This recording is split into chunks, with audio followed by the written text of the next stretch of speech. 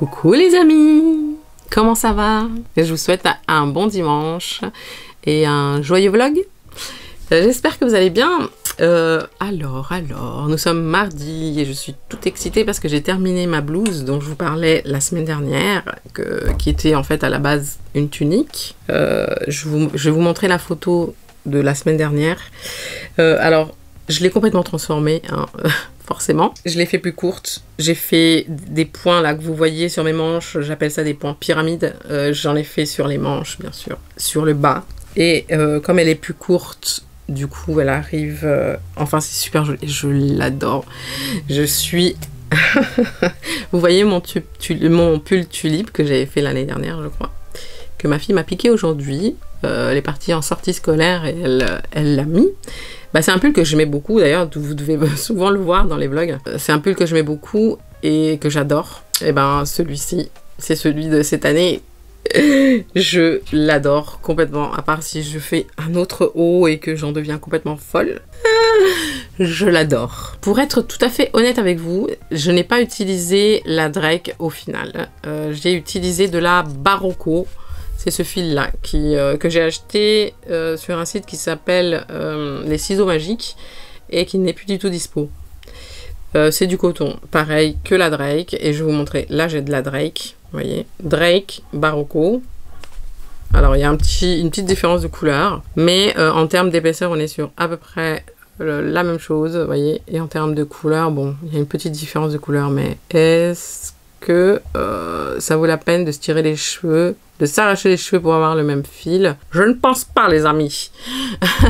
D'ailleurs, dans le tuto, je vous conseille la Drake, parce que j'ai commencé le point avec la Drake dans le tuto, donc vous allez voir de toute manière. Alors, qu'est-ce que je peux vous dire? Je suis fan de cette blouse. J'ai fait les photos, ça y est, j'ai fait la vidéo de présentation, et là, je me pose pour parler un peu des ouvrages que j'ai en cours. D'ailleurs, en parlant d'ouvrages en cours, vous vous souvenez quand je vous ai demandé est-ce que ça vous plairait d'avoir 2 tutos par semaine? Parce que là, je suis en pleine ébullition créative. En fait, je m'arrête plus. Il faut que je lève le pied, je le sais. Je vais partir en vacances fin août pendant une semaine. Juste une semaine. Donc, vous aurez peut-être un vlog de vacances et un tuto. Bah, je suis en train de prendre de l'avance et ce n'est pas plus mal en fait. J'ai lu tous vos commentaires et vous êtes tellement adorables mais tellement gentils. La plupart, donc, on pensait plus à ma santé et justement à profiter de cette avance pour prendre soin de moi et pour faire d'autres choses. Et c'est chouette et je pense que c'est exactement ça que je vais faire. Donc voilà, je vais continuer avec ma cadence. Un tuto par semaine avec peut-être un tuto surprise, pas un tuto surprise, mais un tuto de temps en temps en plus, et le vlog. Et puis voilà, comme ça j'aurai plus de temps pour réfléchir créativement parlant, à ce que j'ai envie de faire. Et pas être tout le temps derrière la pelote, quoi. En parlant de ça, alors les amis, j'ai commencé une autre blouse et j'ai une autre idée de sac. Vous allez me tuer, vous allez me tuer. Alors, sûrement vous connaissez cette blouse qui a déjà, qui a fait le tour un petit peu des réseaux, de YouTube et tout ça, hein. Alors celle-ci, c'est ma mère qui l'a faite. D'ailleurs, vous pouvez la retrouver sur sa chaîne. Je vous mettrai le lien dans la barre d'infos parce que la dernière fois, j'ai oublié. Et alors moi, ce qui me dérange sur cette blouse, c'est le côté cintré. Moi, j'aime bien les trucs larges, comme vous savez. Le côté cintré, je l'enlève. Je garde les granny. Il y en a 4, 8, il y en a 16 en tout. Et je vais rajouter de la dentelle dans tout ça. Donc qu'est-ce que j'ai fait? J'ai fait des recherches de granny sur Pinterest et j'ai trouvé celui-ci avec des cœurs que j'aime beaucoup. Donc je suis partie là-dessus. Je l'imagine un peu comme en fait en taille comme ma blouse là. Après les granny, donc ce sera col V. Faire un point ajouré très romantique et bohème qui me rappellent en fait les formes des cœurs. Donc je suis à la recherche d'un point. Je pense que ce serait une pièce un peu comme le gilet Marguerite, très joli, très raffiné. Voilà les amis, une nouvelle semaine qui commence. Je vous laisse là et je vous dis à plus tard.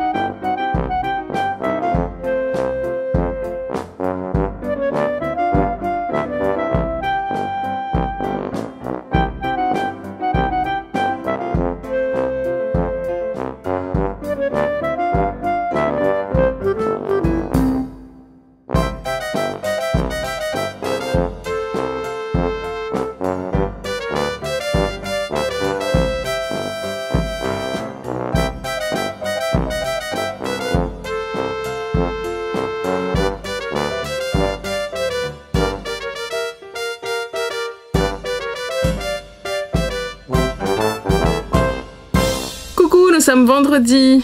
Eh bien, alors, je n'ai pas fini. Il me manque la manche droite. Vous voyez, j'ai fait un point, là vous le voyez, et j'ai fait le même point sur le bas. Comment vous dire que je l'aime beaucoup, je l'adore. On est dans la suite de la dentelle. Et alors, ce qui me plaît, c'est que comme j'ai de l'avance, eh bien, j'ai le temps de faire des recherches de points, des recherches plus approfondies sur les modèles et un petit peu leur confection, leur, comment on dit, la façon de faire. Et alors, je suis super contente parce que c'est le genre de vêtements que j'adore porter. D'ailleurs, celui-ci que je vous ai montré en début de vlog, eh bien, je l'ai porté toute la semaine. Vous avez dû me voir en vidéo toute la semaine. Il va bien falloir que je le lave à un moment donné. Je vous avais dit que je l'ai faite avec un fil de coton plus épais. Et alors, il faut savoir un truc, c'est que la Drake, alors je remercie d'ailleurs Hélène Duc, si tu passes par là, je te fais un bisou. On a reçu un commentaire dans le groupe d'une personne qui demandait des cotons légers. Alors les cotons légers, comme j'ai déjà expliqué, le mieux c'est les cotons mélangés avec par exemple comme la Genesis qui est composé de 75% de coton et 25% de soie. Par exemple, c'est un fil qui est assez léger. Vous avez la Frida, qui est mélange coton acrylique, il me semble. Qu'est-ce que vous avez d'autre? Vous avez la Amanda, qui est un fil très fin, qui est mercerisé, qui lui est 100% coton mercerisé. Mais comme il est très fin, du coup, ça va être très léger. Et alors, pour en revenir au début, c'est-à-dire que cette blouse là que je suis en train de faire, alors qu'elle est plus grande, elle m'a demandé plus de travail, et en plus il y a des granits, et l'assemblage des granits ça peut alourdir également un ouvrage. Et bien celle-ci que j'ai portée toute la semaine, encore une fois, est plus lourde que celle-ci. Chez Tessiland, la Drake que je suis en train d'utiliser en couleur crème, eh bien elle est beaucoup plus douce que celle que je porte là. Et alors j'ai remarqué que en règle générale toutes les couleurs claires, là j'ai une couleur claire de la même gamme Drake, tout ce qui est couleur pastel claire, elles vont être plus douces que les couleurs un peu plus foncées. Et je vous dis ça parce que je suis en train de travailler sur un sac. Une idée de sac que je voulais faire, et du coup, pendant toute la semaine, j'ai eu le temps d'élaborer ce projet et de voir ce que j'ai envie de faire. Et j'ai fait des essais avec la Drake en plusieurs tailles de crochet. Par exemple, celle-ci, je l'ai faite en crochet 3 et celle-ci en crochet 3.5. Il y a une toute petite différence, mais il y a quand même une différence. Et voilà, j'ai travaillé la claire et la foncée, et c'est vrai qu'il y a peut-être la teinte, en fait, c'est la teinte, pour moi, dans ce cas précis, qui fait la différence entre un peu plus rêche et un peu plus doux. Donc, ce magnifique top, enfin, c'est une blouse complètement inspirée de la chronique de Bridgerton. Je ne sais pas si vous avez vu la série, moi j'ai regardé la série d'une traite, j'ai adoré les vêtements, enfin c'est magnifique en termes de costumes. Et évidemment il y a beaucoup de dentelles, tout ça. Voilà. Il est très doux, la Drake est très douce, je ne peux que vous la recommander. Après, si vous voulez vraiment des choses plus légères, encore une fois, partez sur, pour moi, entre la Genesis et la Frida, la plus légère c'est la Frida, puisqu'il me semble de mémoire, si je dis pas de bêtises, c'est 50-50, 50% de coton et 50% d'acrylique. Donc là vous allez avoir quelque chose de très doux. Pour le sac, je vais essayer de vous montrer un petit peu que j'ai en tête. Je vais utiliser 8 couleurs, 9 couleurs avec la blanche différentes. Alors j'ai celle-ci et celle-ci, et je vais travailler des petits granits comme cela qui sont, voyez, qui ont des points en relief. Et en base de sac, cette base en simili-cuir qui est vendue comme ça. Et moi ce que je vais faire, c'est que je vais la carrer, pas la mettre ronde, mais plutôt la rectangulariser, on va dire. Donc ce que je vais faire, ça va être rectangulaire ici, une base rectangulaire pour le bas qui sera en crochet normal, je pense, maille serrée. Et ensuite vous allez avoir rangé de granny, mais qui va s'arrêter là, pour qu'on puisse en fait apprécier un petit peu le simili-cuir. Et voilà, ce sera donc rectangulaire. Il y aura devant, pareil, des petits granny comme ça, avec un choix de couleur. Et sur un fond crème, le même fond, en fait la même couleur que le sac. Donc du coup on verra surtout les ronds. On verra surtout les ronds avec les brides en relief. Et la bandoulière, j'ai opté pour une bandoulière pareil en simili-cuir avec des apprêts dorés, la même couleur, qui sera attachée du coup à cette base rectangulaire que je vais faire avec les granny. Et voilà, je l'imagine comme ça. J'espère qu'il va être joli. Vous m'en direz des nouvelles. Les amis, eh bien... Alors, j'ai reçu un commentaire très intéressant par rapport à la publication, par rapport au vlog que j'ai fait sur la fin du crochet, où je vous parlais de Temu, etc. Et le contraire, eh bien, c'est pareil aussi, c'est-à-dire qu'il y a des grandes marques, des grandes enseignes qui ont fait du crochet, enfin qui font des pièces en crochet, pardon, extrêmement chères. Donc oui, le contraire, c'est pareil. Donc c'est difficile en réalité de mettre un prix sur un ouvrage au crochet au jour d'aujourd'hui. Au jour d'aujourd'hui. Bref, il y a qui a fait... Enfin, par exemple, les gilets Carmine que j'avais fait, les gilets d'inspiration Carmine, que j'avais fait, des gilets super chers, je crois plus de 1000 euros le gilet. Bon, alors, c'est sûr que ça, pour le coup, c'est du crochet. Est-ce que un gilet à 1700 euros, est-ce que c'est le prix? Je ne sais pas, je ne pense pas. Après, c'est des grandes marques et c'est aussi affligeant, hein, j'ai envie de dire, c'est aussi catastrophique pour les gens, encore une fois, qui ont envie de commercialiser les ouvrages. Alors, j'ai vu sur Vinted, il y a quand même des gens qui vendent leurs pièces, leurs ouvrages au crochet. Sur Vinted, vous avez la possibilité, je crois, de vendre en tant que, pas professionnelle, mais disons en tant que créatrice fait main, il me semble. Hein. Ça a changé un petit peu, Vinted. C'est une possibilité, moi je pense que c'est la meilleure possibilité pour le moment, ou alors vraiment faire des marchés, comme je vous disais dans le dernier vlog. Voilà, voilà. Les amis, je vais vous laisser là. Je vais continuer ma petite blouse. Puis je vais faire mes photos, tout ça. Et je vous dis à plus tard.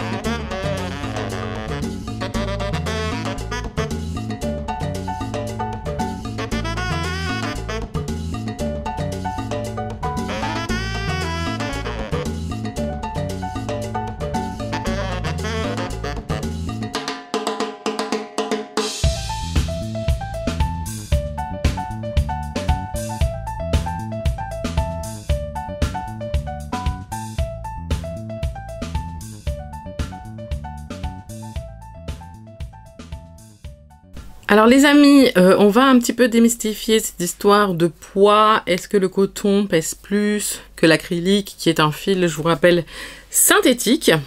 Alors j'ai ici de la Jovi, qui est un fil 100% coton.